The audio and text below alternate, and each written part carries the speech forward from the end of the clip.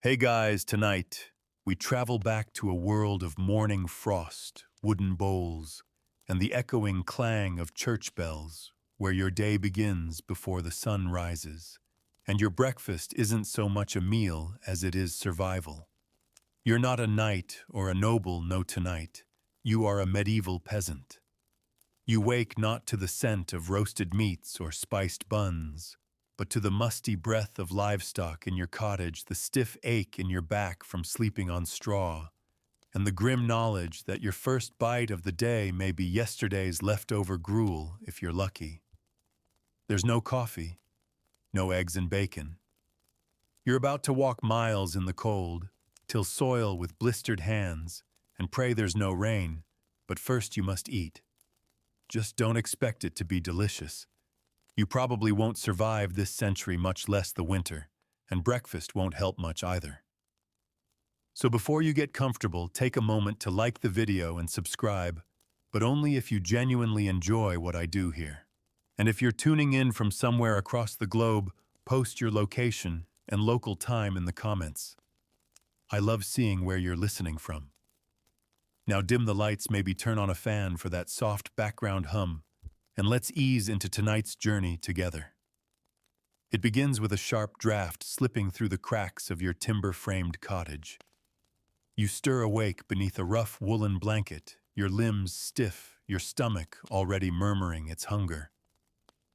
Outside the village stirs slowly, a barking dog, the lowing of cows, the soft thump of a wooden pail hitting the well's edge. Your home smells of stale straw and the faint tang of wood smoke from last night's dying fire. There's no pantry, no fridge. Instead, a sack of oats leans against the wall, your first hope of breakfast. You shuffle to the hearth. The ashes are cold. You blow gently and coax a few embers to life, feeding them thin twigs and eventually a split log. The light grows. So does your hunger. You're thinking of pottage, maybe thin, maybe thick, maybe spiced with a pinch of onions, if your garden gave anything this week. Pottage, a simple stew of grain and water, is your life's constant. Breakfast, lunch, and supper. It doesn't change, only shifts slightly in texture and flavor. This morning you toss in what little barley you have left. A sliver of last night's turnip. No salt, you ran out days ago. You stir the pot with a stick scrape and a few dried peas and add water. It bubbles slowly, and you sit in the silence waiting. Across the dirt floor your children rise. They're thin but alive. That's victory. You tear a crust from the coarse brown rye bread that's been hardening for 2 days and dip it in the bubbling pottage to soften it. One bite, then another. It's bland, chewy, a little sour, but it fills the space. You pass a bit to each child, careful to leave enough for later. The bread is dark, not because you like whole grains, but because it's all you can afford. Rye and barley, the poor man's grain. Wheat is for the manor table. You've heard of white bread. You've seen it passed to priests. But it's not for you. You chew slowly. There's a bit of grit in your mouth, probably bits of stone from the millstone. It grinds into your teeth, but you're used to it. Everyone's teeth here are worn down. Some are missing. There's no choice. You swallow. Sometimes you dream of eggs. Chickens, after all, live in your yard. But eggs are precious either for market or to hatch more chickens. You'd rather go without than sacrifice your one good layer. Occasionally on feast days or after long toil you might get one. But not today. Not in the dead of winter when hens stop laying and the frost makes every movement slower. On special days you might add a bit of ale to your breakfast. Not strong ale, small ale. It's weak, just enough to be safer than water. Everyone drinks it, even the children. The river might look clean, but you know better. Small ale is boiled and brewed, and that means it won't kill you. It's warm, a little sour, and goes well with the grainy mash in your bowl. You glance at the window, or what passes for one. A hole with a wooden shutter. Outside, the sun peaks above the thatched roofs of the village. Smoke curls lazily into the sky from neighboring cottages. Someone's already in the field. You wipe your mouth and rise. No time to dawdle. You scrape the last of the pottage into a wooden bowl, cover it with a cloth, and tuck it away in a cool corner. That's lunch if you can get back in time to eat it. You grab your wool cloak worn thin at the elbows, and your leather boots cracked and patched with cloth. There's no time for more breakfast. There's no desire either. Food is fuel and the fire is lit. You step outside and greet your neighbor with a nod. He's chewing something probably the same as you. No one complains. No one brags. Everyone is tired, hungry, and bound by the same rhythm. There's a small patch of leeks near your door. They won't be ready for another few weeks, but they promise something different. A garnish. A flavor. You smile to yourself and walk on. In the distance, the manor house glows in the morning light. You won't go there today, but its presence lingers. That's where the good food lives. The meat, the white bread, the honeyed cakes. You've heard of them. Maybe once when you were younger you tasted one at a fair. It was like eating sunshine. But for now, the taste of boiled barley and rye crust still sits on your tongue. It's your breakfast. It's your life. And it's just enough to keep you going. You make your way toward the field, your breath fogging in the crisp morning air, your stomach quiet for now. Behind you, the cottage settles smoke, trailing upward children chasing chickens in the yard. You'll return when the sun dips low and the world begins to dim again. But for now, it's time to work and to pray. The hunger doesn't return before the day ends.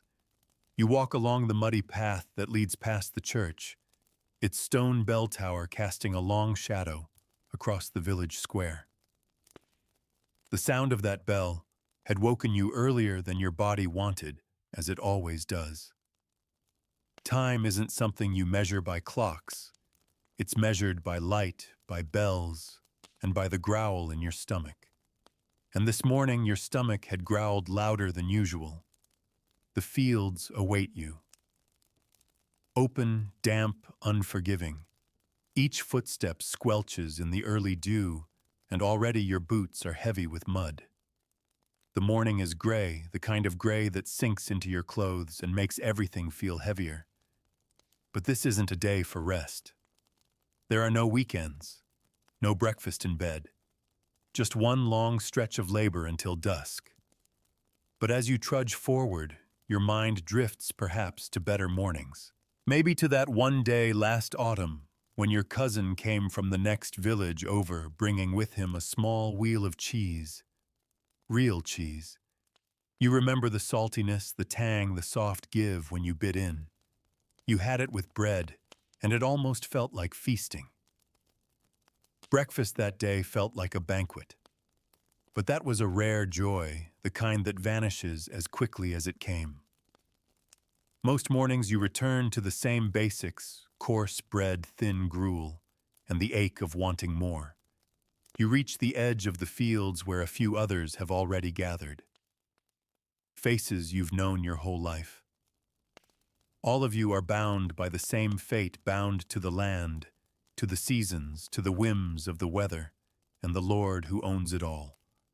You nod at each other unspeaking. Words waste energy.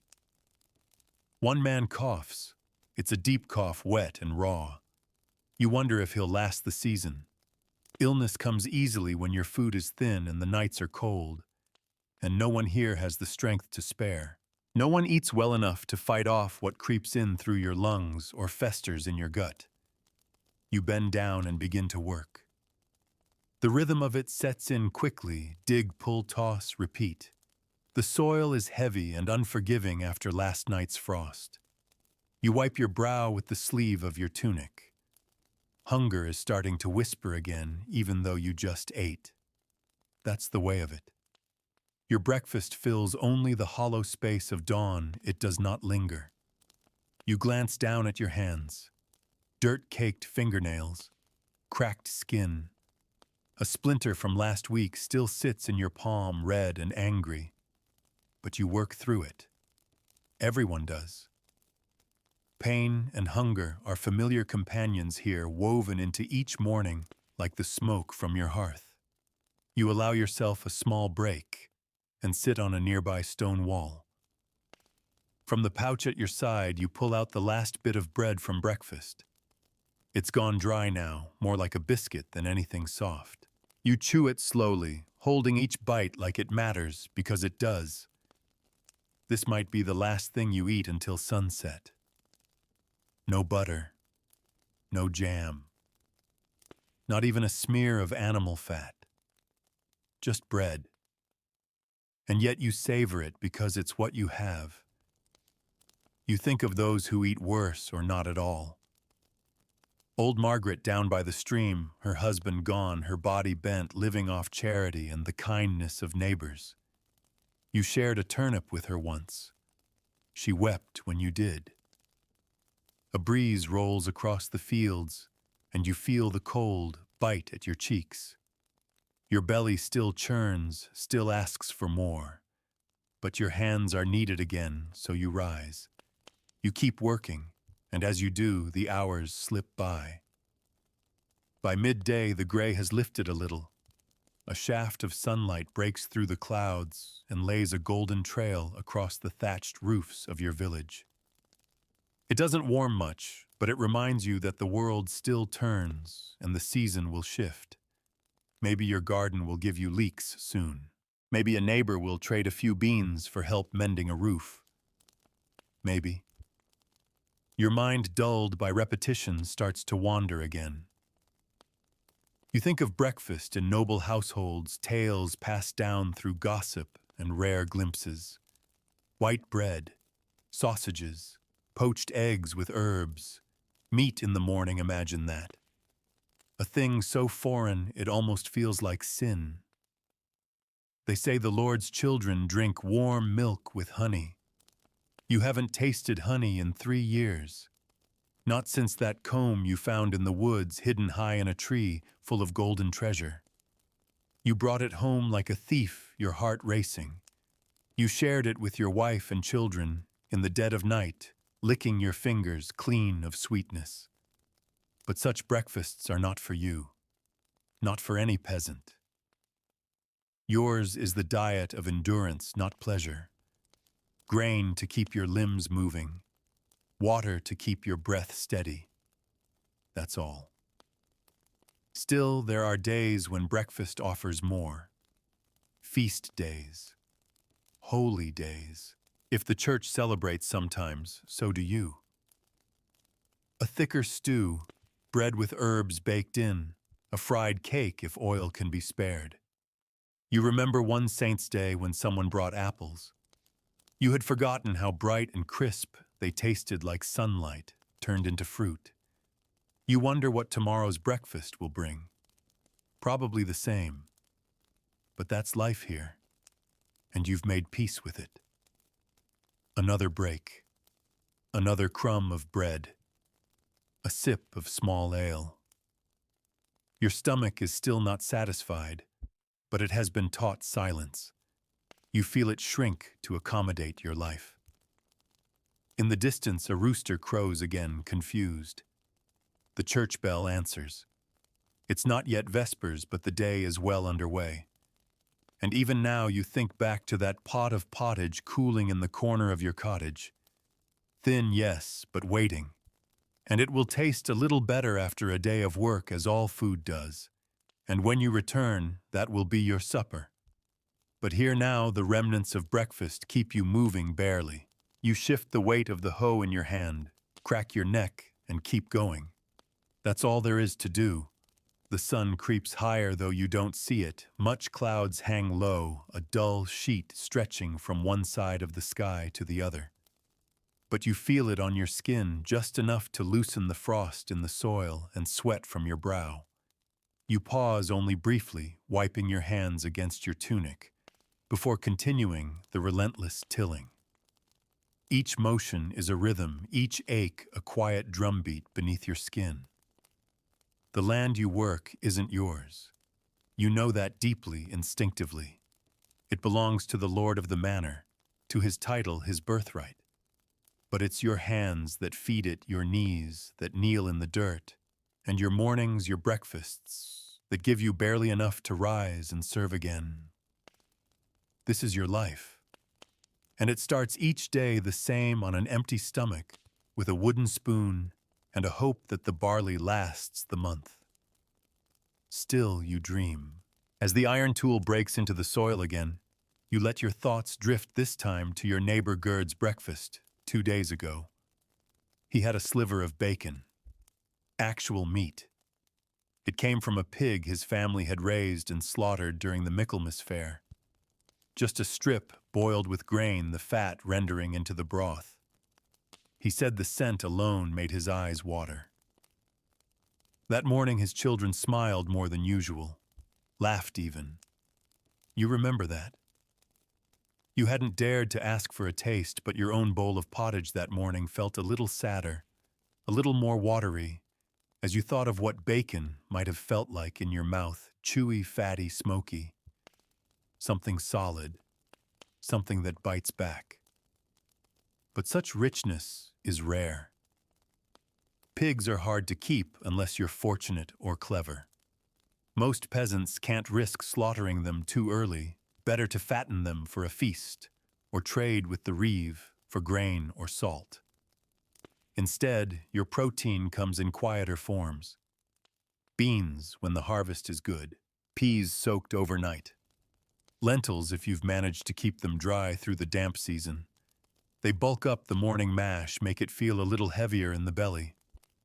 But you can't forget, they're still just plants. They don't stick to your ribs like meat does. You think again of eggs so common now in your imagination, so absent in reality. Your hen laid one last week, and your wife boiled it gently, cut it into 4 pieces, and shared it among the children. You didn't take a bite. Watching their faces as they tasted yolk and salt was breakfast enough for you that day. Parents eat last. That's the unspoken rule. Sometimes a traveling peddler comes through the village with strange things. Dried fish wrapped in cloth, tiny wheels of goat cheese, little pots of honey sealed with wax. You've bought from him once, traded half a basket of turnips and a woven sack for 2 salted herrings. You kept one and gave the other to the priest. That morning you cooked your herring with a handful of leeks and poured the broth over rye bread. The salt stung your tongue at first. It had been months since you'd tasted anything so sharp. But it warmed your belly in a way that pottage never could. It made you feel for a fleeting moment like someone else, someone who ate more than they prayed, someone who walked with energy instead of aching legs. Those mornings stick with you. They become stories retold in quiet voices while working or whispered to children before sleep. Remember when we had that herring, you might say, and they will nod and smile. It becomes legend. But today's breakfast didn't carry any such magic. Just grain and water boiled again and again until it thickened enough to hold shape in a bowl. You'd flavored it with onion, barely a slice, and a pinch of wild herbs you gathered near the edge of the wood. No salt. That had run out last week. You might beg a pinch from a neighbor or trade a bit of firewood if the reeve allows it. You think about salt more than you ever thought you would. It's more precious than coin, more treasured than words. Salt makes even the poorest pottage feel like food. But it's not easy to come by. You hear the Lord receives blocks of it from far-off ports, carted in barrels, packed tight. But it rarely makes its way to you unless you're clever or lucky. You bite the inside of your cheek as you recall a story, the kind that circulates during long days of work. One of the old men said that in France, peasants eat roasted chestnuts for breakfast in winter, sweet warm roasted on coals. You've never had a chestnut. You don't know if you believe him. But the image stays with you, just like the idea of porridge made with milk instead of water. Real milk. Not the thin skim your wife tries to collect after the cow's calf has had its share. Milk porridge sounds like something that would carry you through a whole day, something that would quiet your stomach longer than an hour. You've only had it once years ago, when your cousin married, and they celebrated with real dairy. You've never forgotten the richness of it, how it clung to your spoon and your memory. A shout pulls you back to the field. Someone's found a broken tool. You offer to help mend it, and while your hands work, your mind stays fixed on food. Always food. Every peasant thinks about breakfast long after they've eaten it, because it never lasts. It's not just about hunger. It's about what breakfast means. It's the quiet promise that you made it through the night, that you've survived another round of cold, disease, wolves, or fire. It means the roof didn't fall in, and the grain sack wasn't stolen, and the child with the fever kept breathing. Breakfast is survival, but it's also ceremony. You eat with your family even in silence. You divide what little you have. You eat from the same pot, drink from the same jug, dip bread into the same bowl. It's not just eating, it's communion. So tomorrow when you rise, when you touch the cold floor with bare feet and reach again for the barley sack, you'll be doing more than cooking. You'll be reminding yourself that life continues, that somehow you are still here. And even if it's the same bowl of pottage with the same few onions and the same old bread, you'll still eat it like it matters. Because it does. You keep working until the ache in your back becomes part of the rhythm. The weight of the tool, the weight of your limbs, the weight of your life, all of it blends into one steady motion. But even now, as your hands dig and your knees bend, you're thinking about that pot back home. That little pot with the thin smear of pottage left clinging to its side. It's cold by now, but it's still yours. Still waiting. You wonder if your wife has scraped it out for the children, or if she set it aside for you.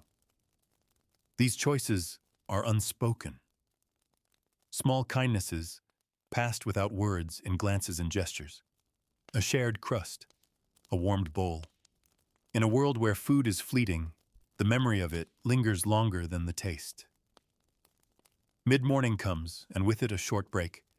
You sit with the others under the hedgerow, wiping sweat from your brow. No one speaks much. Energy is precious. But a few of the older men pull out their satchels, frayed cloth tied with twine, and produce their morning rations. One has a few dried apples, brown and withered.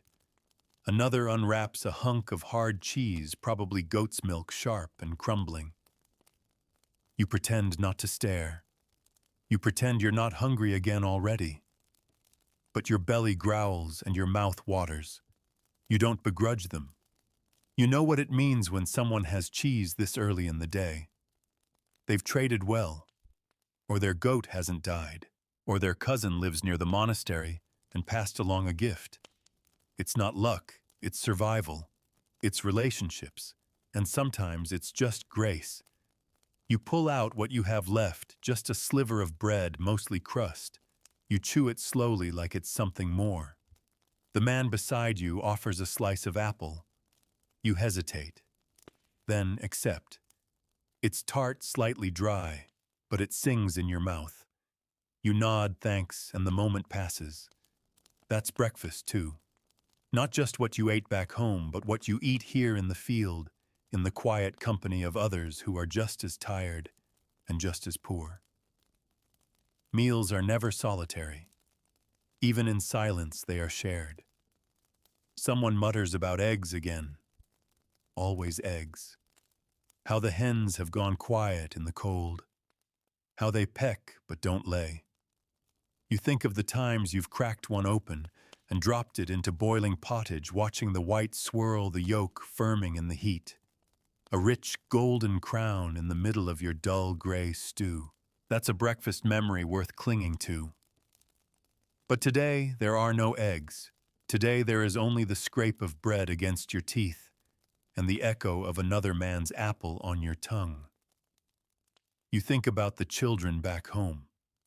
The youngest is probably gnawing at a heel of bread, her cheeks sticky with mash.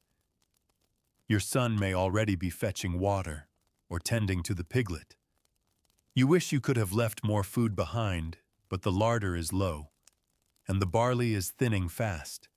You plan as you eat, quiet mental accounting. You'll need to collect firewood tomorrow. Maybe trade with old Lean for a scoop of dried beans. She likes your wife's stitching. Perhaps another tunic sewn from scrap could be bartered for food. Your thoughts drift toward the herbs growing near the abbey wall. Wild mint, if you're lucky.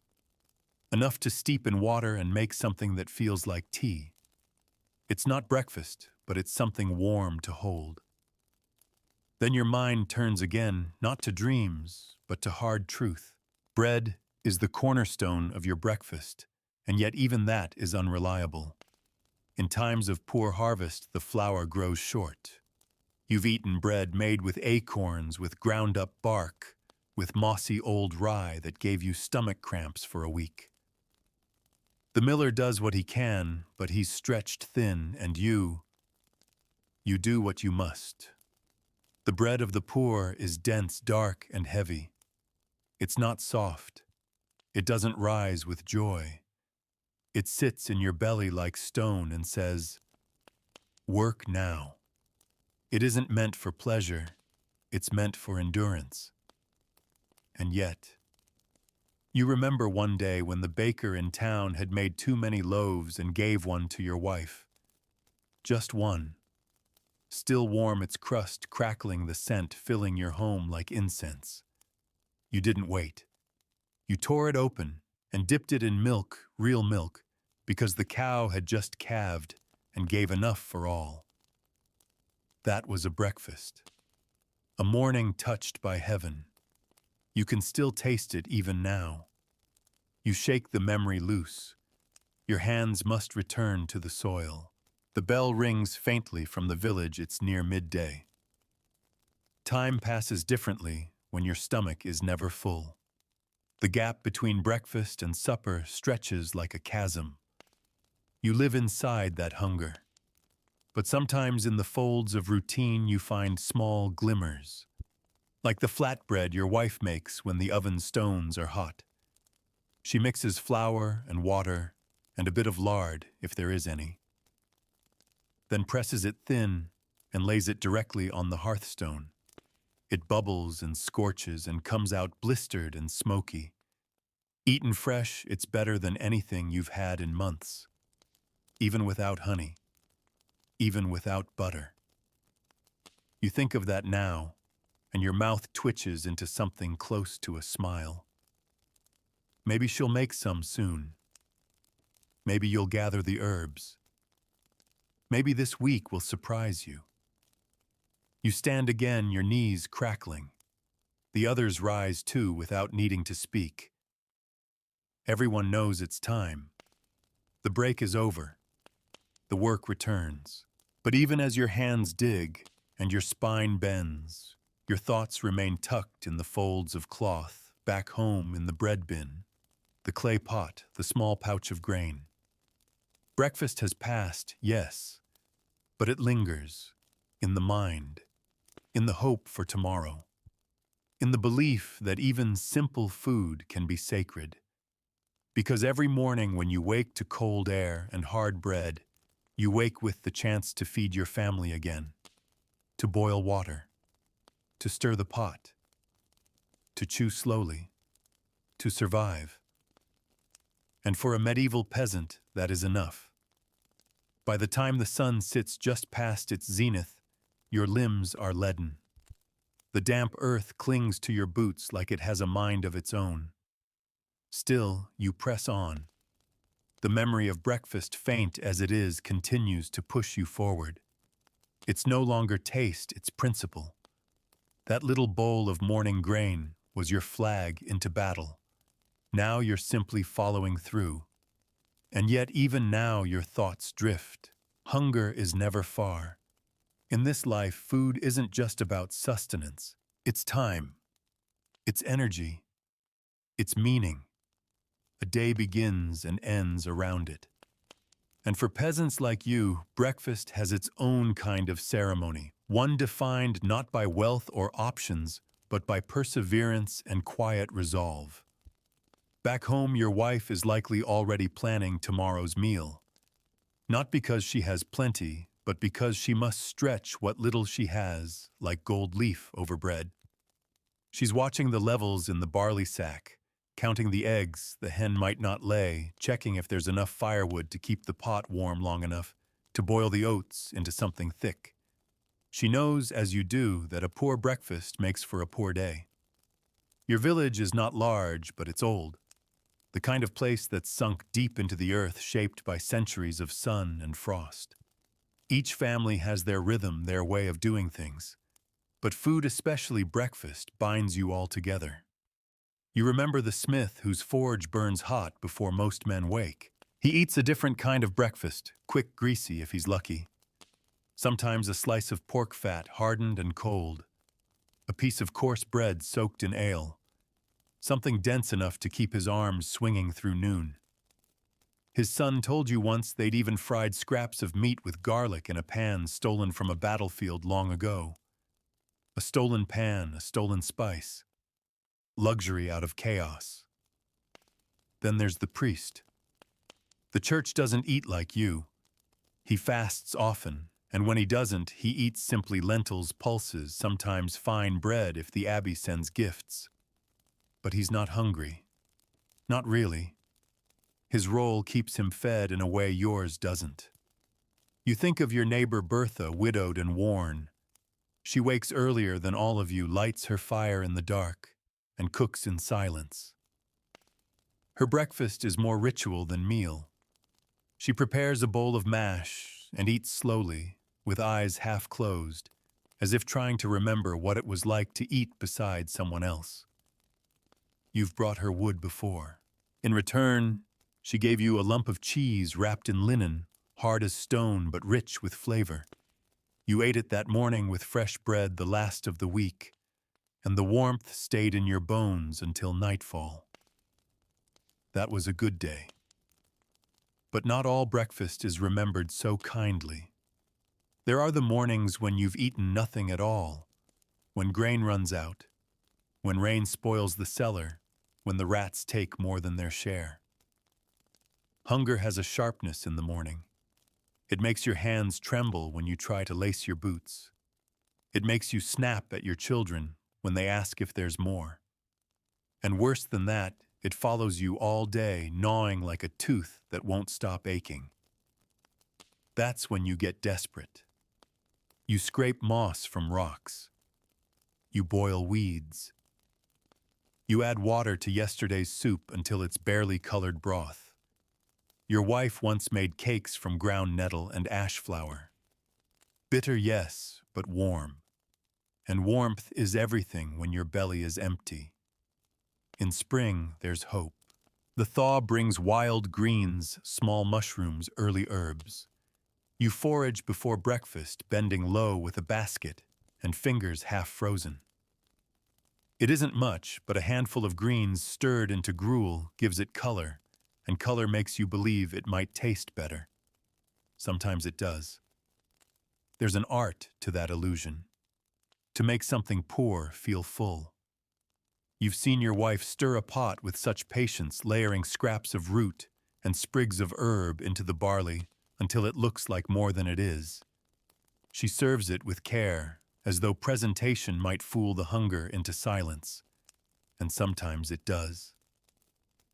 You've done it too. Crumbled stale bread into a bowl, poured hot water over it, added a splash of ale and called it soup. Your daughter once called it feast soup. You both laughed. But you also ate every last drop.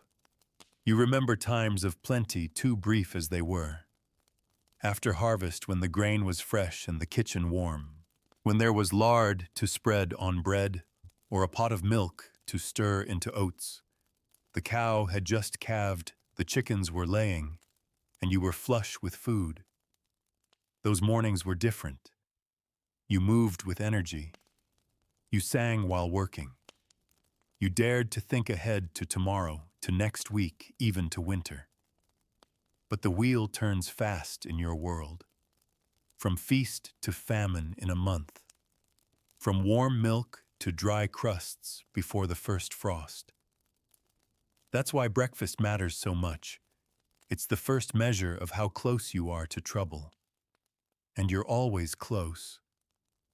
You pause to stretch your back, listening to the wind ripple through the nearby trees. You breathe deep. Somewhere smoke rises from a chimney. Someone has bread in the oven. You can smell it faint and sweet. You close your eyes, let the scent wash over you. It smells like comfort, like safety, like something you may not taste again for weeks. But the thought of it helps. That's the strange thing about breakfast. Even when it's gone, it stays with you. Its memory gives you strength. The warmth of porridge on your tongue, the crunch of crust between your teeth, the rich surprise of a bit of cheese, it all echoes in your bones. You keep those echoes close. They're your armor. Because when the morning comes again, and the fire is stubborn, and the barley is low, you'll still rise. You'll stir the pot, tear the bread, pour the water. And even if the meal is plain, you'll eat it with the knowledge that you're still here, and that in this life is everything.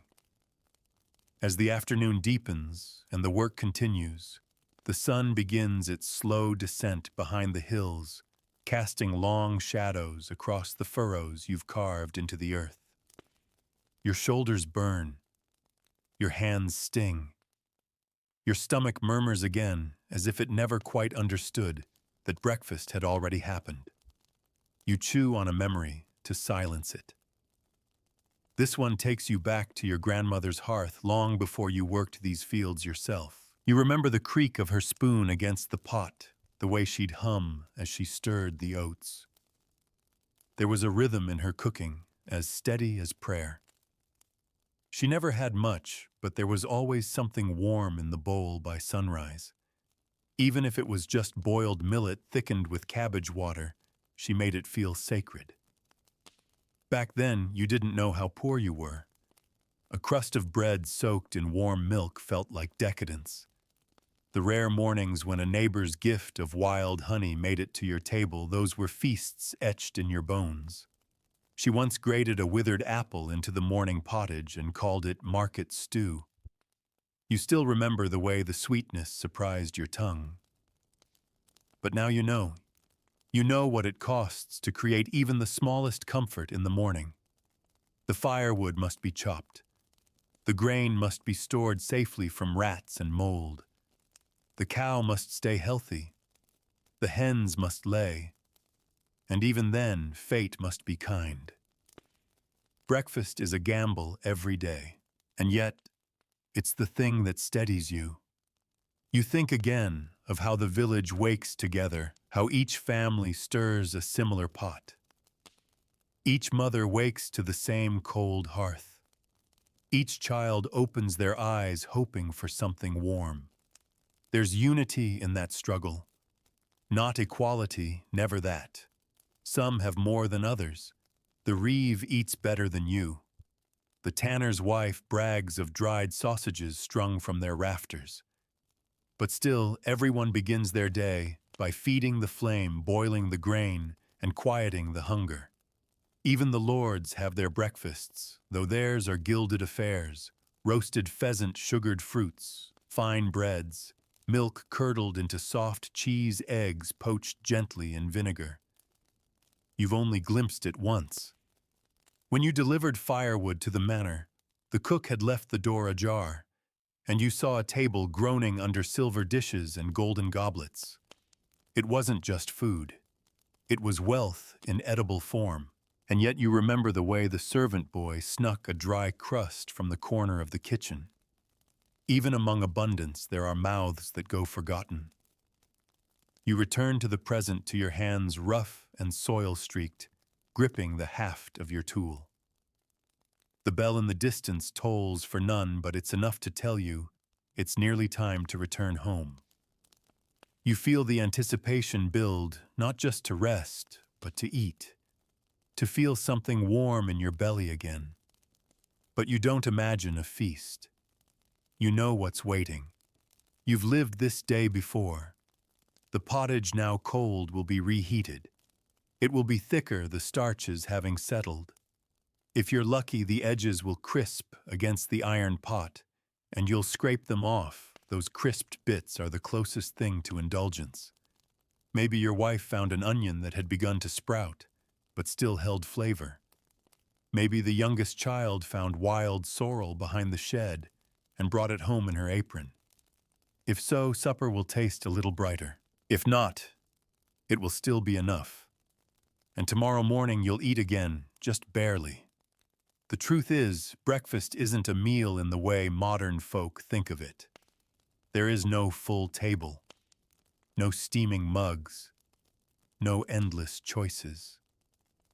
Your morning meal is a fragment, a whisper of sustenance, but it is not meaningless. It tells you you're alive. Sometimes breakfast is just a handful of soaked oats left to soften overnight and stirred with fingers still warm from sleep.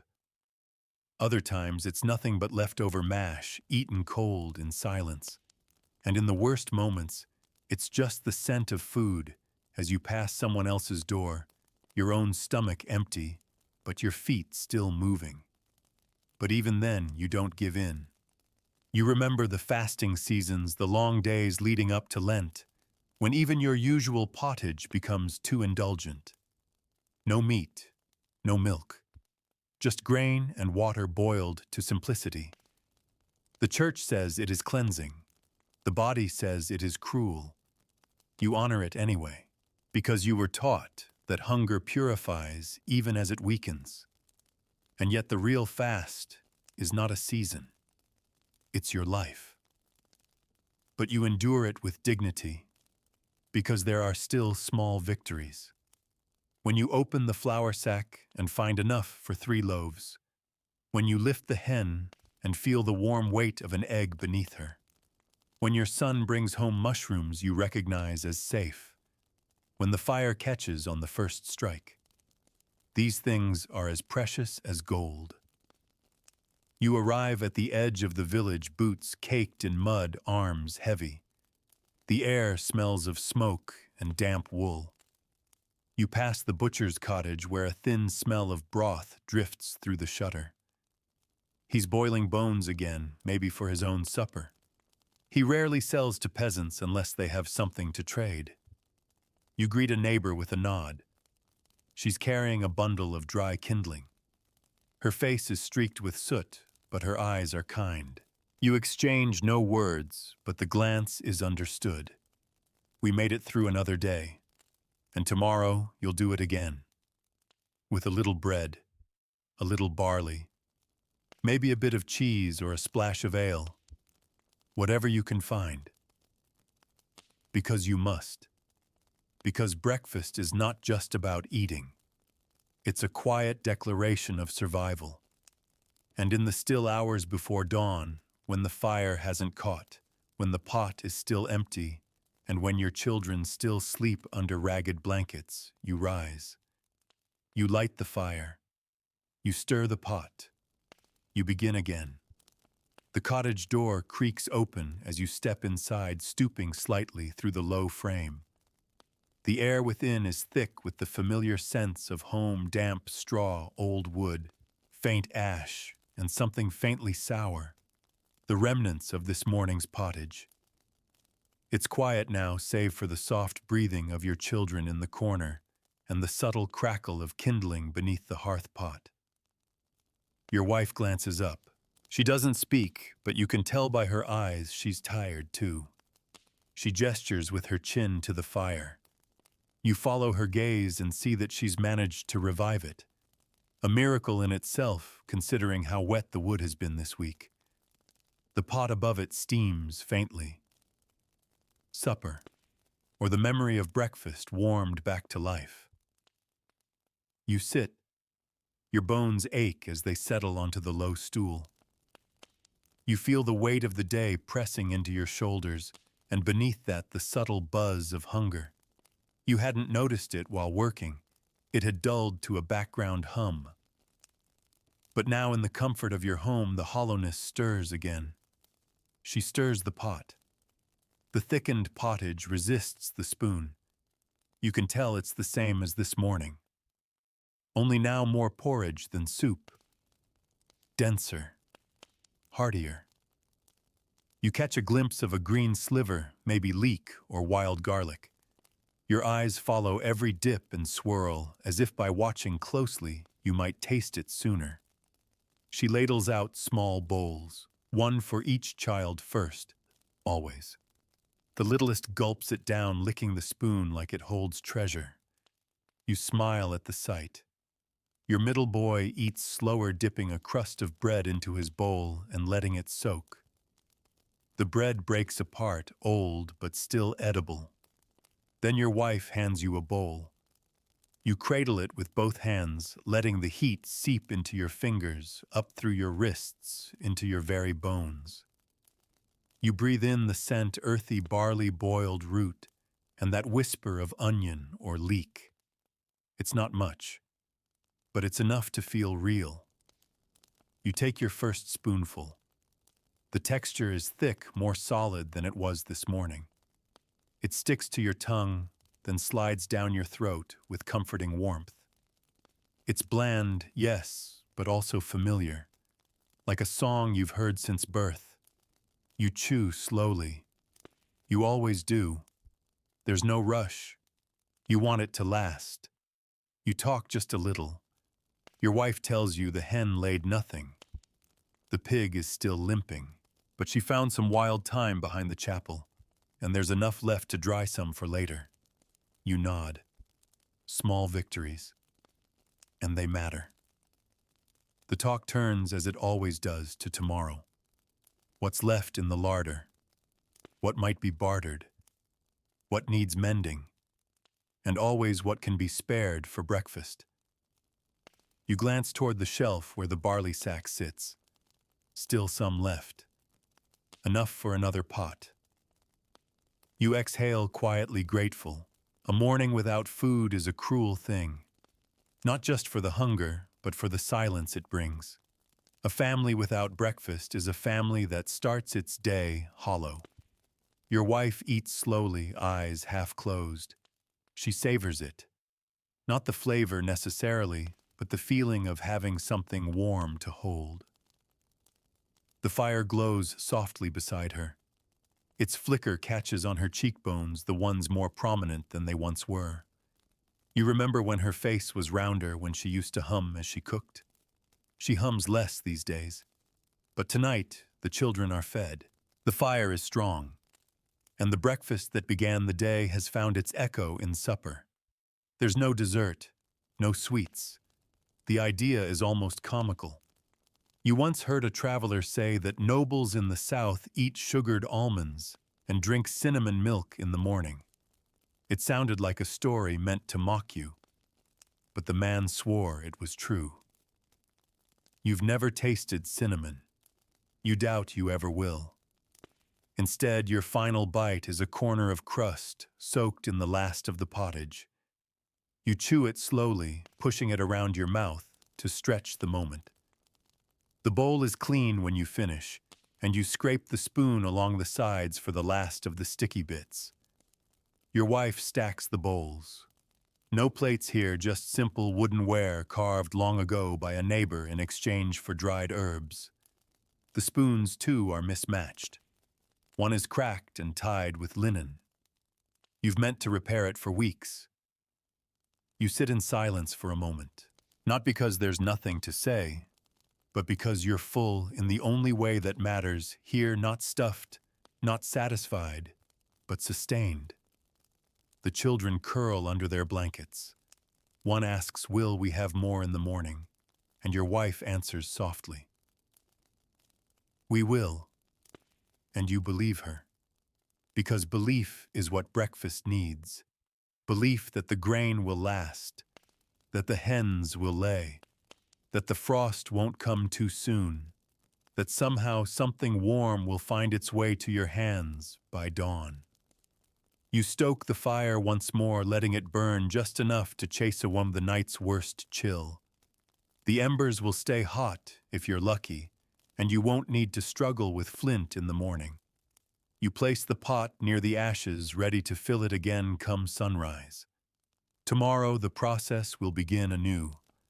The same barley, the same water, the same thin slice of bread. Maybe a sprig of herb, maybe not. But it will be a meal, and it will matter.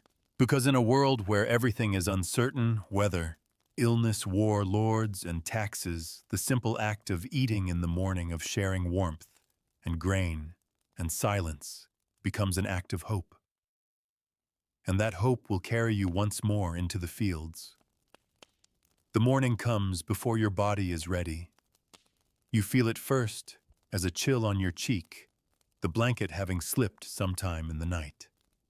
Then the ache in your hips from the straw mattress, uneven and worn. And then predictably, hunger. That persistent companion. Even before your eyes open, your stomach is already speaking. A quiet groan, not desperate yet, but alert, expectant. It remembers the promise made when you fell asleep that in the morning there would be food. You sit up slowly. The room is still dim. The fire, thankfully, has survived the night. A faint orange glow radiates from beneath the ash. You blow gently, coaxing the embers to wake. A few twigs, a dry splinter, and the flame returns, thin and blue. You feed it like a child, piece by piece. Your wife stirs next, rising without a word.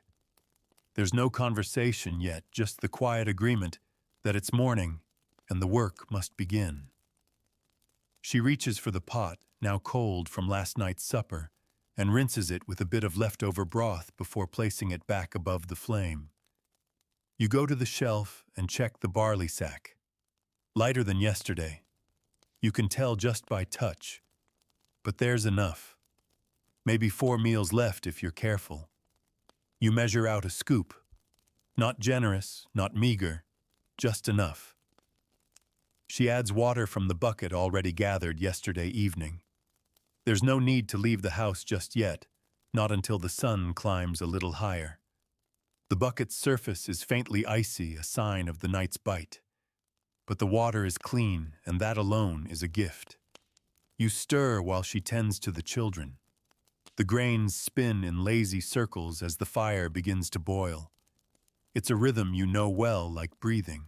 You break the last of yesterday's crust into smaller chunks, softened by the heat of the pot. Your eldest appears behind you, rubbing his eyes, hair sticking up in wild peaks. He doesn't speak, but leans against your shoulder. You hand him the spoon. Let him stir. Let him feel the day begin. This is breakfast, not just the food, but the act, the ritual, the fire, the silence, the smell of steam rising as barley softens, the crack of bread breaking the hush of children waking. Soon the others join. Your wife cradles the youngest to the girl still curled in her shawl like a kitten. She feeds her with gentle fingers, dipping bread into the barley mash and pressing it to her lips. The child accepts it sleepily, eyes barely open. You all eat slowly, carefully. It's warm today, thicker than usual, maybe because you let the fire build higher. There's a bit of dried pea in it too, saved from a trade 3 days back. You hadn't noticed it go in. Your wife must have slipped it in quietly, a surprise. The flavor is richer, earthy, subtle. You don't comment on it. But you notice. You dip your bread, chew, swallow. Every bite matters. Even the simplest food has meaning when you eat like this together, after sleep with the cold still nipping at the corners of the room. You remember a conversation from last spring with a tanner passing through from another village. He said his wife made oatcakes for breakfast, flat pan-fried, pressed thin, and dusted with flour. Sometimes, if she was feeling generous, she'd drizzle a bit of honey on top. He spoke about it with pride. Nostalgia. You'd never had an oatcake, not truly. But you'd tried something similar when your neighbor shared her recipe after harvest. Coarse oats soaked overnight, then pressed flat and roasted on a slate stone near the fire. It wasn't sweet, but it held shape and crisped on the edges. You remember that texture. You remember eating it with your hands still warm, the crispness snapping between your teeth like a rare delight. That was a good breakfast. You'd had 3 cakes that morning, a luxury. But today there are no oatcakes, just the same mash, thick and hot, the same barley, the same silence. And yet you're grateful, because the fire held through the night, because the barley sack wasn't empty, because your children are eating. You think of those who didn't make it through the winter, families who didn't have enough. Old Tomlin who froze in his sleep after a fever took his strength. The widow's son who wasted away after the grain spoiled. These aren't stories. They are faces, graves, empty homes, and that makes this morning sacred. You scrape your bowl clean, careful not to waste even a smear. Your wife does the same. The children too. Even the youngest, now more awake, sucks her thumb and gazes at the pot like it might give her more. You stand stretch. The aches begin again. But so does the day. Your wife begins wrapping the children in wool and linen, preparing them for chores. You pull on your boots, stiff from yesterday's mud. The cold bites your toes through the leather. You gather your tools. The fire dims behind you, left to burn low until evening. The pot is rinsed. The barley returned to the shelf. Another morning done. And even though the taste is already fading, the warmth stays. Deep in your belly. Enough to walk, to bend, to sew. You step outside into a gray sky and a wind that whispers of spring. Maybe if the weather holds, the herbs will return. Maybe the leeks will fatten. Maybe breakfast next week will taste just a little greener, maybe. You make your way back to the fields, boots pressing into soft, damp soil, the cold wind tugging at your cloak. Your breath clouds before you as you walk. The sky above is heavy with low clouds, thick and unmoving, casting the land in a muted, pewter light. Breakfast sits warmly in your belly now, not filling, but anchoring. Enough to give your limbs the will to move. Enough to keep the shiver from becoming a shake. It will wear off by midday as always, but for now the memory of barley and heat steadies you. You pass by the Reeves barn where 2 men are already unloading a wagon. You catch the scent of damp hay and dung, and beneath it, a richer smell. Bread. Someone's baking. Likely from yesterday's flour ration. You wonder if they added lard. You wonder if it's still warm. The thought makes your mouth tighten, not in jealousy, but in longing. There's a difference. You don't resent others for eating well, but it reminds you of what's possible, what might come again if luck holds. You remember the harvest 2 years ago, the one so good the fields hummed with grain. Your family had enough flour to bake bread for breakfast 3 times a week. Real bread, not the hard heels left from supper. Your wife mixed in herbs and pressed wild garlic into the crust. Once she even crushed dried berries into the dough. The children still talk about that loaf.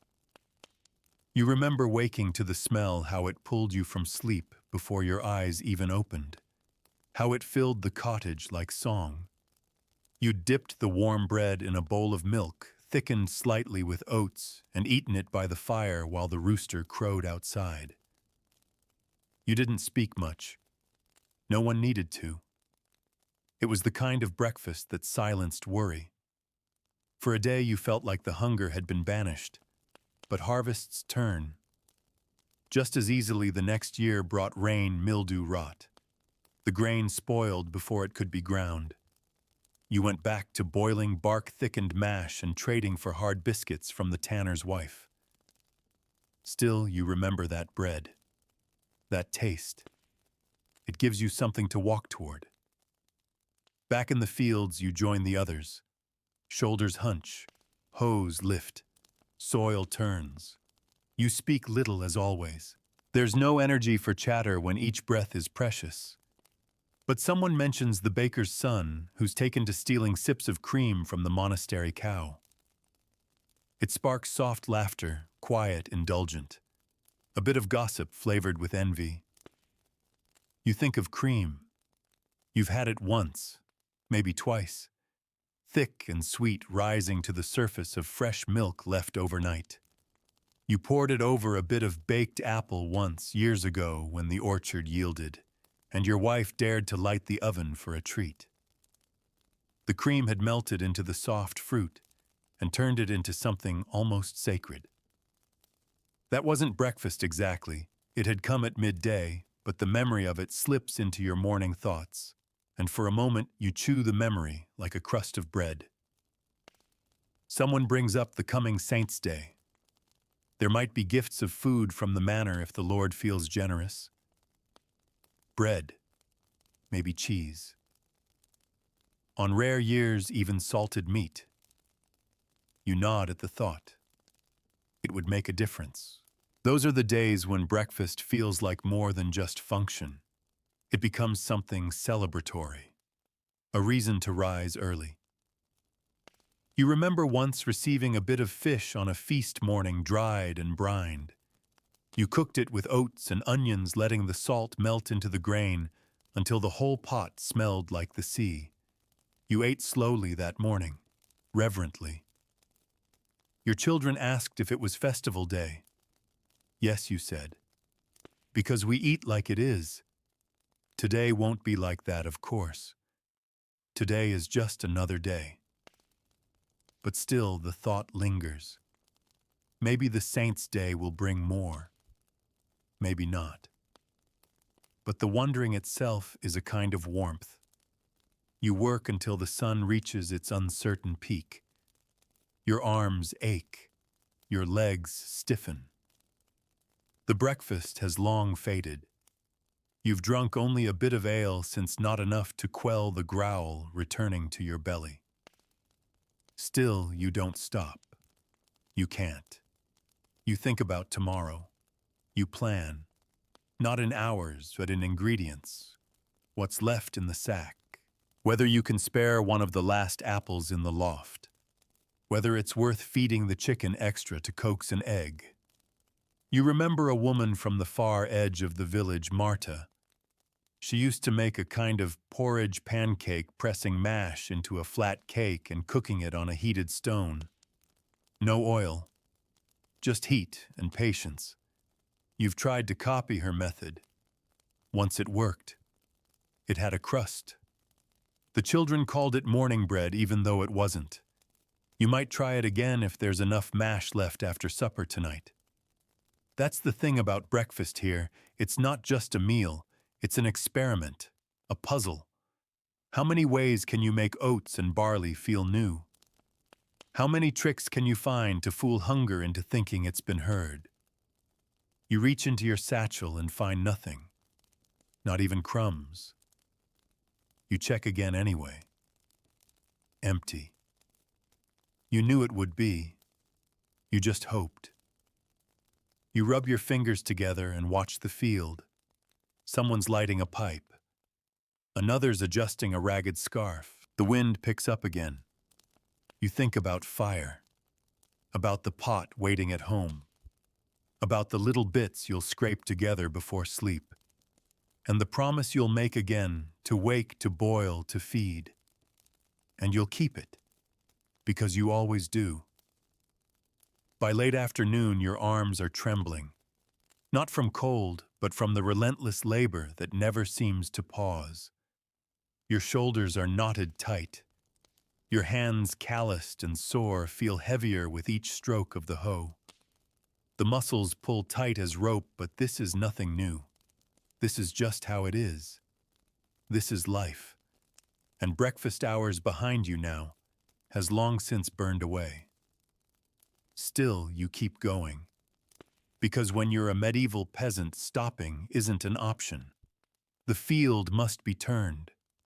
The rows must be sown. The work must be finished before the sun disappears, before the air chills, and the frost begins creeping across the land again. But as you move, your thoughts reach once more toward the hearth, toward the pottage pot, toward the promise of warmth. That thought, the quiet belief that there's something waiting, however small, pulls you through. It's not even about flavor anymore. It's about survival. It's about having something to soften the edge of the hunger that's begun gnawing at your insides again. You can already feel your belly beginning to tighten in that familiar way, the dull ache behind the ribs, the hollow echo inside you. Your mind wanders again back to the monastery. You remember the time you were hired to carry firewood to the monks. They paid you in silence and soup. A plain bowl, yes, but richer than anything you'd had in months. Lentils and carrots and something else, some spice you didn't recognize. You remember the warmth, the way it spread across your chest and settled into your limbs like a blanket. You remember thinking this must be what breakfast tastes like for people who aren't starving. You hadn't dared ask for more. Even now, you don't begrudge the monks. They grow what they can, they give when they're allowed. And sometimes when there's extra, they pass out bread to the poor on feast days. You've stood in line with your children more than once, cloaks pulled tight against the wind, waiting for a crust of bread or a bowl of barley. It's humiliating, yes, but it's also mercy. And mercy in your world is rare. Someone nearby curses the plow broke again. You hear the clang of iron, the mutter of disappointment. You offer a glance, a shrug. There's nothing you can do, not without tools of your own. You think of the blacksmith and the breakfast he must have eaten to face a day like his. Probably something hot, something fatty. He has access to meat sometimes. You know he keeps goats, goat's milk. You had it once warm and strange. A bit sour, but still better than the river water. You remember dipping your bread in it and pretending it was soup. You close your eyes, briefly resting your back against a tree at the edge of the field. Your satchel is empty, your water jug nearly so. You tip it back, just a swallow remains. It's enough to wet your mouth. But it doesn't satisfy. Not like breakfast used to when you were a child and didn't know any better. Back then, the mash felt like abundance. You didn't see the cracks in the bowl or the watered-down grain. You only saw the spoon, the rising steam, the smile on your mother's face as she handed it to you. She used to sing, just softly. Old village songs that no one remembers now. You can still hear her voice humming as she stirred. A song and a spoon. That was breakfast. And now you're the one stirring. You're the one passing bowls, breaking bread, dividing grain. You try to keep the warmth alive. Not just in the food, but in the way you serve it. You try to smile. You try to make it matter. Because you've learned something vital in this life. It's not the ingredients that make a meal. It's how they're shared. You rise again, joints popping, knees stiff. The wind has changed. There's a wetness in the air, a sign of rain by morning. You'll have to cover the woodpile. You'll have to check the thatch for leaks. You'll have to do it all before bed, before rest, before sleep can take hold. But first supper. And really supper is just breakfast repeated. The same grain, the same pot, the same hope. You wonder sometimes what it would feel like to have different meals. a true breakfast, then a separate midday meal, then supper, all distinct and varied. You've heard nobles do that. A meal upon waking, a light snack mid-morning, a heavy feast in the evening. Fruit, cheese, game, honeyed wine. It seems excessive, impossible, like something from stories. You don't live in that world. You live in this one. A world where breakfast is simply the first warm bite to quiet the cold, where a splash of ale in the mash feels like indulgence, where porridge that clings to the spoon is a blessing, where the crust of a 4-day-old loaf softened in hot broth becomes something close to joy. That's the world you know. And somehow, even inside its harshness, it holds its own quiet grace. The bell tolls in the distance. Once. Then again. Time to return. Your legs ache with every step, but the thought of the fire of the pot of the bowl pressed into your palms that pulls you forward. And tomorrow morning you'll do it again. You'll rise before the sun. You'll kneel before the hearth. You'll add water to barley and pray that it thickens. You'll pass the bowl from hand to hand, each person dipping and chewing, slowly breathing steam. And in those moments, brief and fragile, you will remember that you are still alive. And that somehow is enough. The walk home feels longer than usual, your boots dragging against the packed dirt path, the occasional stone sharp beneath the worn leather soles. The sun is sinking now, slow and low, casting an amber haze across the edge of the fields. You pass by other cottages, some quiet, some with smoke, curling softly from chimneys. Everyone's returning. Everyone's hungry. You feel it more now, the pull in your belly. The hollowness that has returned since breakfast faded sometime around midday. And it's not just hunger. It's weariness. The kind of exhaustion that lives not only in your body but in your spirit. The kind that hums beneath your ribs and settles into the back of your throat. You think of the pot, always the pot. It has become a symbol to you more than just a vessel.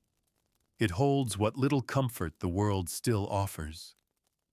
Every morning and every evening you return to it. You lift the lid with the same reverence you've seen priests reserve for chalices. Because inside that soot-darkened pot is survival. Not much more, but never less. Tonight the mash will be thinner. You know it without asking. You'd used more than usual in the morning to stretch toward warmth. That means the evening portion will be modest. A broth, perhaps, barely clinging to the spoon. But there might still be crusts to dip. And if you're lucky, the fire will have kissed the bottom of the pot enough to create those crisp bits. The scraps you fight over silently. You pass old Lean's hut, her shutter open slightly, a small candle glowing within. She's old now, too old for the fields, but she still makes a kind of morning cake when the flour allows. Her secret is to add dried apple, then mash it flat into the iron pan until it blisters.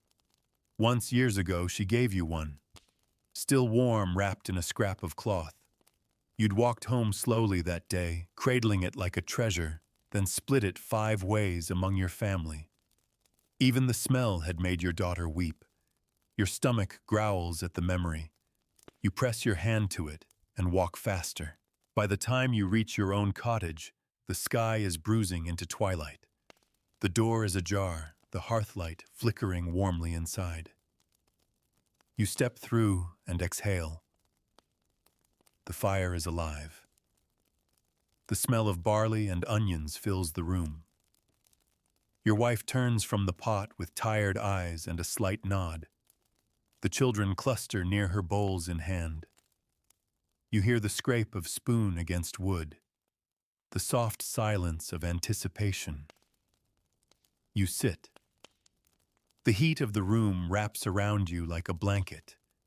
It's enough to forget for a moment how cold your fingers had grown.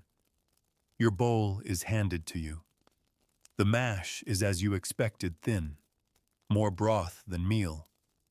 But there's flavor onion, maybe a touch of salt from the stone jar near the shelf. You take your spoon and stir.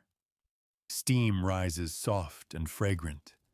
The first bite slides across your tongue. It doesn't bite back. It doesn't resist. But it comforts. And that is what you need.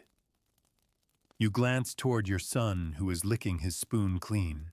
He looks up, grins through barley-smeared lips, and says, "Tastes like last year's feast day." You smile, because it doesn't. But you're glad he remembers it that way. You eat slowly, dragging each bite into a ritual.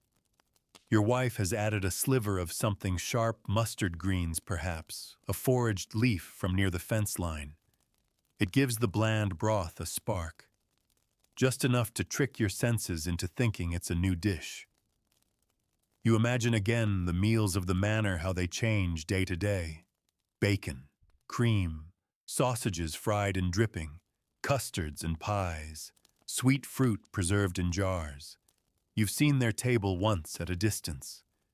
You've heard the kitchen boys brag, but that world is as far from yours as the moon is from the sea. Still, you have this. You take the last bite.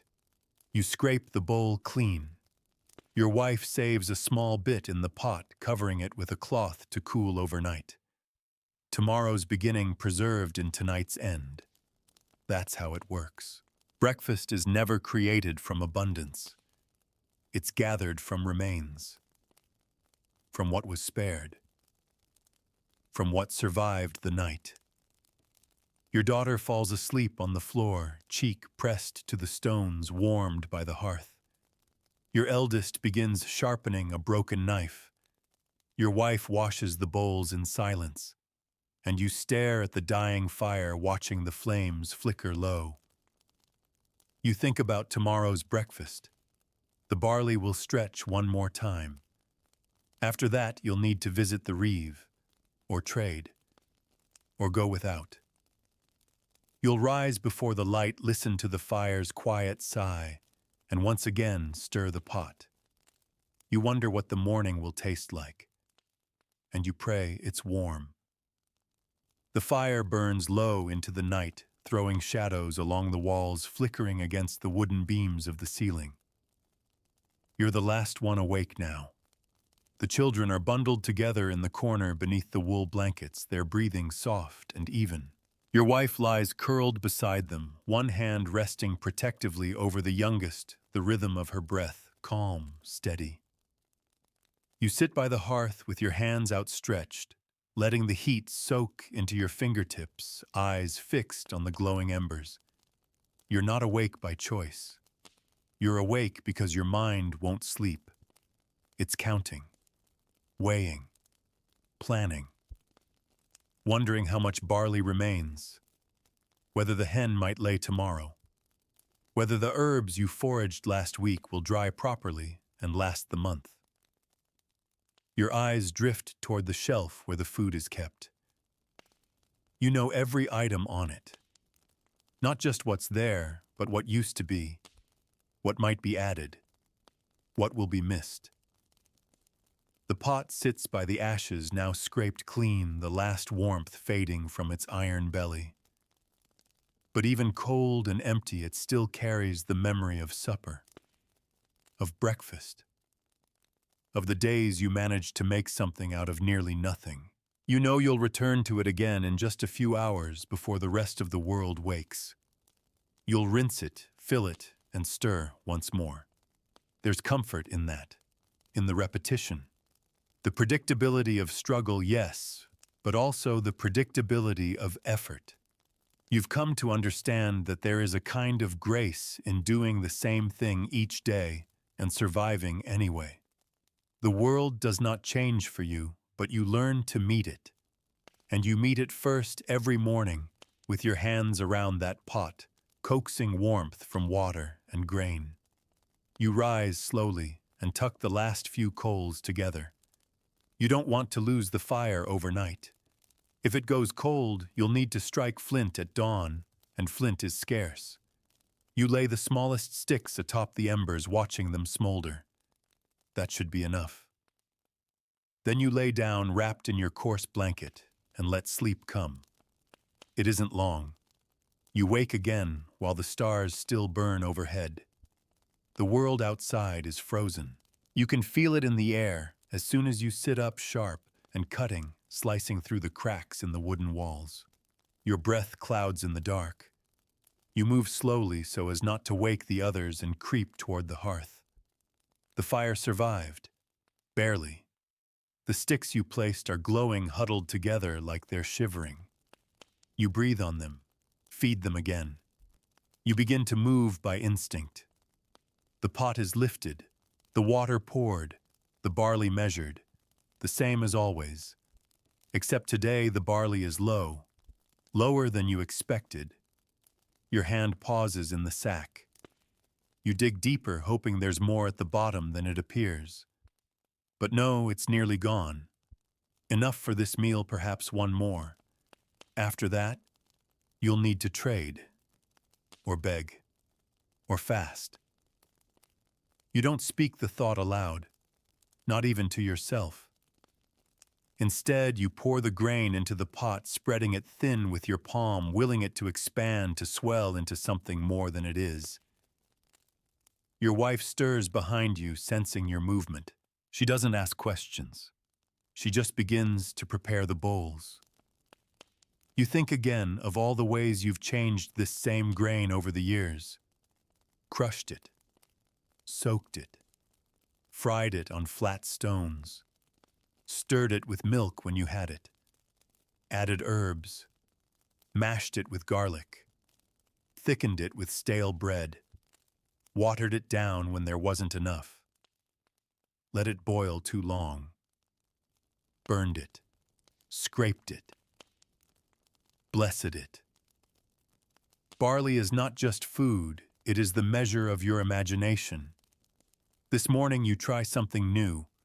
You crush a dried clove of wild garlic and toss it into the pot, hoping its sharpness might stretch the flavor.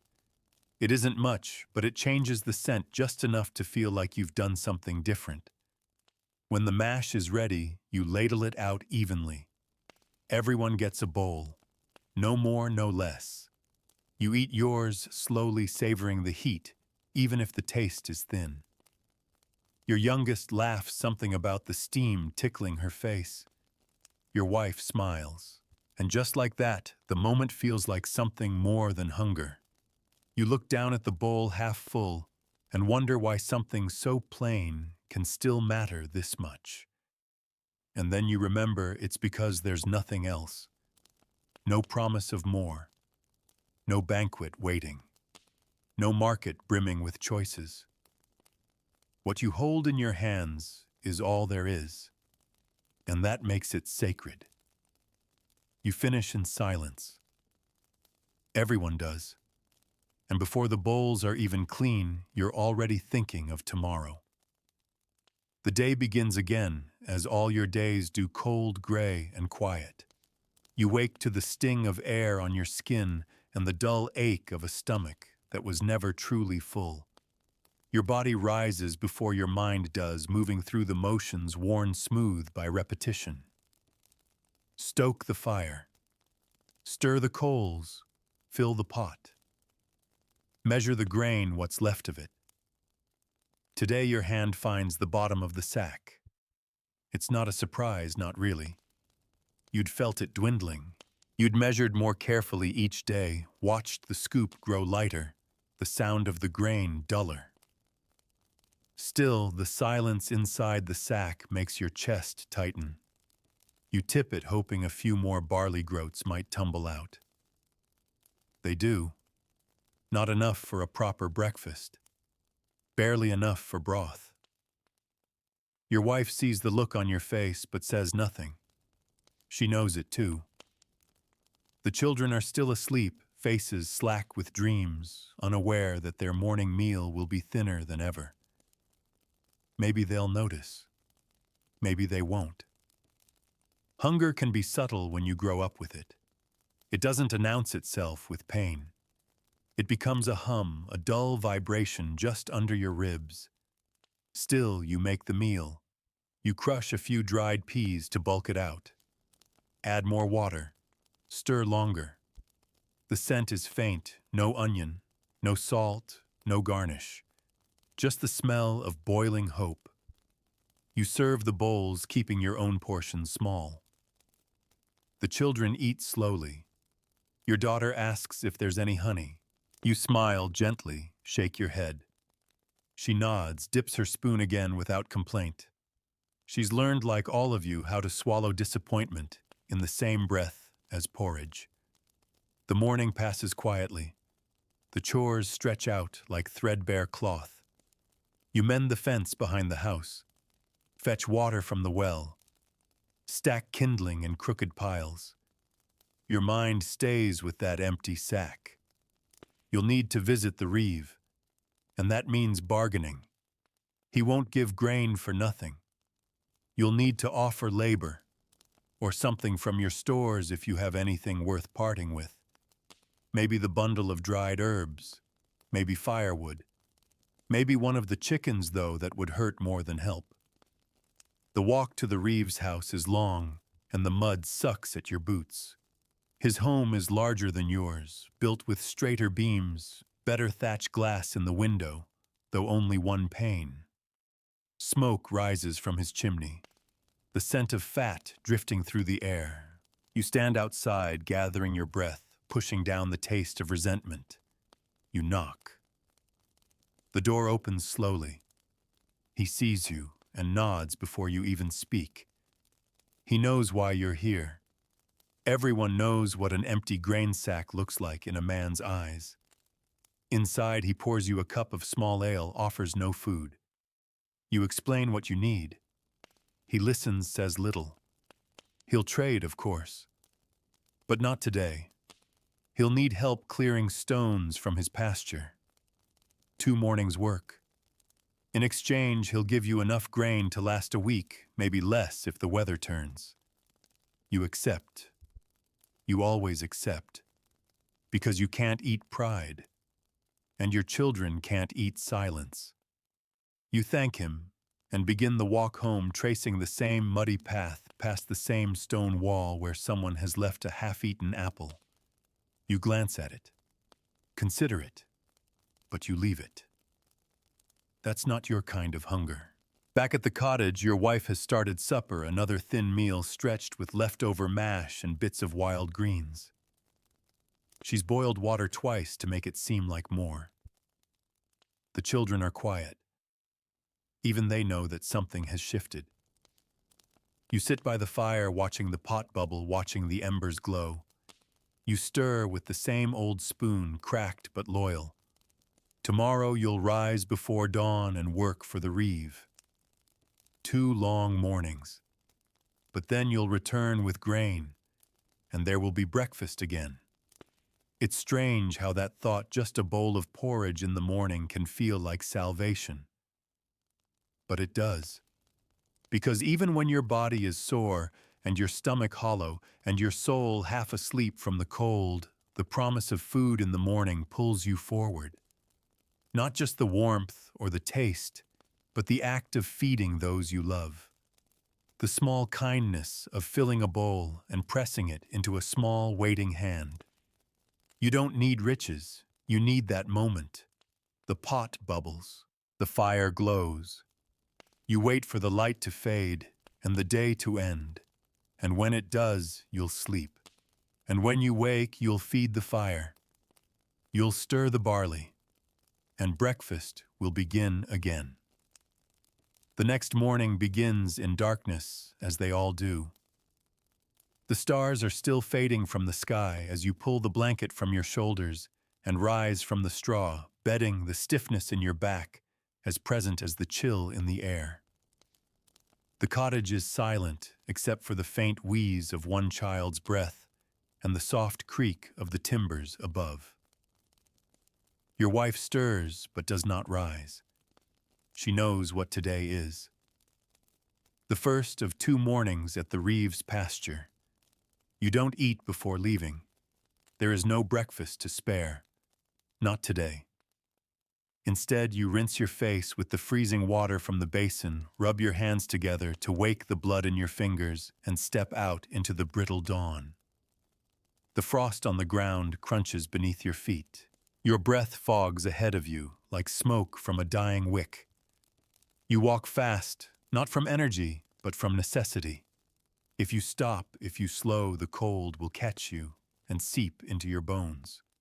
At the Reeves, you work. You lift stones, big ones, cold, wet, heavy. You pile them at the edge of the field, hands numb back, bending more with each load. You say little. He says less. The only sound is the steady scrape of boots through frost-bitten grass and the thud of rock against rock. There's no meal break, no fire to gather round, no morning mash passed between tired hands. And yet, even as your stomach groans, your mind begins planning again. The grain he promised, how much it will make, how many scoops to stretch over how many mornings. Whether you'll add water or milk, if milk even flows this week. Whether your wife might have foraged a few stinging nettles to grind into the mash. A bitter addition, but rich in flavor. You tell yourself that tomorrow you will eat again, that tomorrow will start the way it should, with something hot in your hands. By the time the sun climbs overhead, your limbs are trembling. Not from effort, but from emptiness. Your body is running on memory now, on the residue of yesterday's bowl. You push through. You always do. By dusk, the Reeve gives his nod. A sack is placed into your arms. Not large, but weighty. Not full, but enough. You say thank you with your eyes. You don't have breath for words. When you return home, your wife has kept a small fire going. She smiles, not widely, not joyfully, but with that same tired strength that has always kept your home upright. You pour the grain onto the cloth. She begins measuring before you've even removed your cloak. The pot is waiting. The water is hot. A pinch of salt is all that remains from last week, and she adds it without hesitation. Tonight's supper is quick, not thick, not generous, but it is a preview of the morning to come. She saves enough to start the next day with something real. And the next morning you rise, and once again you fill the pot. The fire responds to your touch. The water bubbles. The grain swells and softens. A scent, faint, familiar, forgiving, rises into the cottage. This time the children wake early. They sense something different. The younger boy peers into the pot and smiles. "It's thicker today," he says. You nod. You ladle the barley into the bowls. Each portion is careful but complete. You dip your spoon into yours and taste. It's not a feast, but it's warm. It coats your tongue and sticks to your ribs. You chew slowly. The flavor is plain but steady, like stone, like trust. Your wife sets a crust of bread beside your bowl. You hadn't expected it. She saved it from yesterday's portion. You break it into the mash and let it soften. You remember mornings when you had nothing to break into the pot. And you remember mornings when you had nothing at all. But not today. Today, there is barley and water and warmth. The children eat quietly. Your daughter hums an old tune, something your mother used to sing. Your son tries to balance his spoon on the edge of the bowl. He grins when it falls in. You feel something like peace settle over your shoulders. Not joy, not plenty, but peace. The kind that comes when a morning begins with food. You finish your bowl and scrape the last bits into your mouth. You hold it there, savoring the heat, the texture, the moment. And then, as always, you rise. You set the bowl aside. You pull on your boots. You tie your cloak. The day calls again, but this time you face it with a full belly. And that changes everything. The full belly doesn't last long, but the memory of it does. As the morning stretches on, and your feet return to the muddy track between your home and the fields, you feel the difference. The ache in your stomach is quiet. Your hands move a little quicker. You greet your neighbor with a small nod, and this time he returns it with the faintest smile. Maybe he had breakfast too. You walk past the stream swollen slightly from last night's rain and glance down at the water. It's murky but moving, a sign perhaps that spring isn't far. You know the wild herbs will come first. Bittercress, dandelion, chickweed. Things most nobles would never call food. But for you, they are flavor. They are color in the gray. And they might find their way into your breakfast if you're lucky. The barley you brought home will last 4 more days, maybe 5. Your wife has already begun stretching it. She mixes it with crushed peas, with chopped roots, with scraps of last year's dried turnip. You watch her stir the pot in the morning light. Her hands practiced her movements slow but sure. She doesn't need recipes. She needs memory. She needs instinct. She knows just how much water to add, how long to boil, how to make it look like there's more than there is. And you, with your bowl in hand, watch the steam rise and know that no cook in a castle could make something more sacred. The children begin waking. Your eldest rubs his eyes and asks if there's porridge. You tell him yes. You tell him it's hot. He smiles, not wide, not wild, but grateful. The kind of smile that only comes from knowing what it's like to have gone without. And your daughter, still sleepy, curls in your lap as the bowls are filled. She doesn't speak. She just leans her head against your chest, listening to the quiet thrum of your heart as you hold her spoon in hand. The first bite is warm, thickened with peas, and sweetened slightly from the last of the apple scraps. Your wife must have saved them from yesterday's trade. You look at her. She doesn't meet your eyes, but she knows. You eat in silence, and with each spoonful, the cold recedes a little more. The children eat slowly, licking the edges of their bowls, wiping their mouths with sleeves too short for their growing arms. And then when all the bowls are empty, and the pot has been rinsed and hung over the hearth to dry, you rise. Your hands are rough. Your knees are stiff. But you are fed. The day's labor awaits, but something feels different now. Not easier, but lighter. Because the morning gave you something. It gave you the strength to walk, to dig, to carry. But more than that, it gave you dignity. You step outside and the sky is gray, as it often is. The road is wet, as it usually is. The work is hard, as it always is. But your belly is warm. Your body is moving. And the taste of breakfast, simple, honest, real, still lingers at the back of your tongue. You pass a traveler on the road, a man from another village. His thin eyes sunken. You nod. He doesn't return it. You know that look.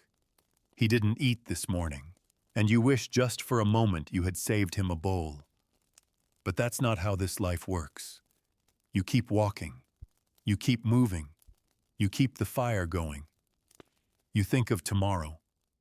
And you know that when the light breaks again and the cold creeps through the cracks and your wife stirs from sleep to rinse the pot, you'll be there. You'll gather the barley. You'll feed the fire. You'll stir the mash. And you'll begin again. Because in this life there is no such thing as a small meal. Not when it is earned. Not when it is shared. Not when it comes after hunger. Breakfast is everything. And now as the fire dies low and the hearth cools once more, you sit back and breathe. The bowl is empty. The house is quiet. The light outside is fading. The same cycle will come again tomorrow. The same labor, the same pot, the same hunger, and if you're fortunate, the same comfort at dawn. You don't know if the barley will last. You don't know what the weather will bring, but you know this morning always comes. And when it does, you rise. You stir. You serve. You endure. It's not a heroic story. No one writes songs about peasants boiling pottage. But there is quiet courage in these mornings. In waking with nothing and still making something. In feeding your children with your hands even when your stomach grumbles louder than theirs.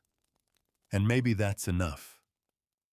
Because you were never meant to be remembered for what you ate, but for how you kept going, how you shared, how you waited, how you loved even when the cupboard was bare. So when the morning comes and you find yourself by the hearth again, may your hands remember the rhythm. May the fire catch quickly. May the grain stretch farther than you expect. And may that first warm spoonful remind you that survival itself is sacred. Rest now. You've earned it.